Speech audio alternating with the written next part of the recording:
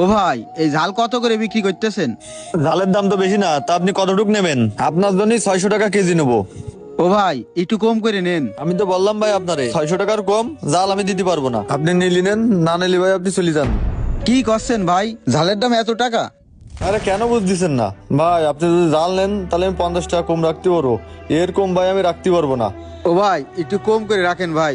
ভাই আপনি যদি নেন তাহলে আমি ওই দামে দিতে পারবো না, এর কমে ভাই আমি দিতে পারবো না। ও ভাই, আপনি তো মেলা টাকা দাম করছেন, একটু কম হলি এক পা ঝাল নিতাম।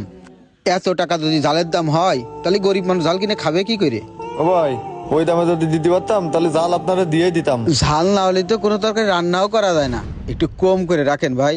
আরে ভাই আমি তো ভারী মুসিবতে পড়লাম, আপনি অন্য কোনো দোকানে জাল পাননি, আমার হাতে এসে এত ঝামেলা করতেছেন কেন? হ্যাঁ, আপনি নিলেন না নিলেন তো চলে যান, এত কথা কর তো আমার আর সময় নেই, বেচা কেনা করতে হবে, ঝামেলা করে না চলে যান।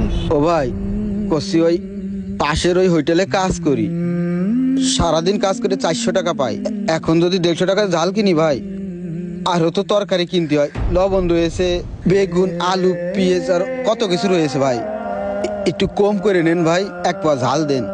দেন না ভাই, 30 টাকা করে পোয়া নিয়েন। যান মিয়া। এ ভাই আপনি কি পাগল টাগল হয়ে গেছেন নাকি?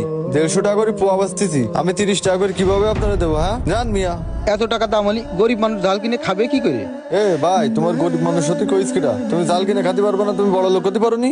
ভাই আপনার সাথে এত বক বক করতে আমার মোটেও ভালো লাগতেছে না ভাই, আপনি এখান থেকে যান। এই শাহ আলম, তো জালের কেজি কত করে রাখতেছিস? ভাই জালের দাম তো বেশি না, আগে যে দামে নিলেন সেই দামই আছে। আগে কত করে নিছি মনে আছে নাকি? জালের কেজি এখন কত করে ক? ভাই জালের দাম কিন্তু এখন মেলা, 1000 টাকা করে বেচতেছি আমি, আপনার জন্য জালের দাম 800 টাকা করে কেজি।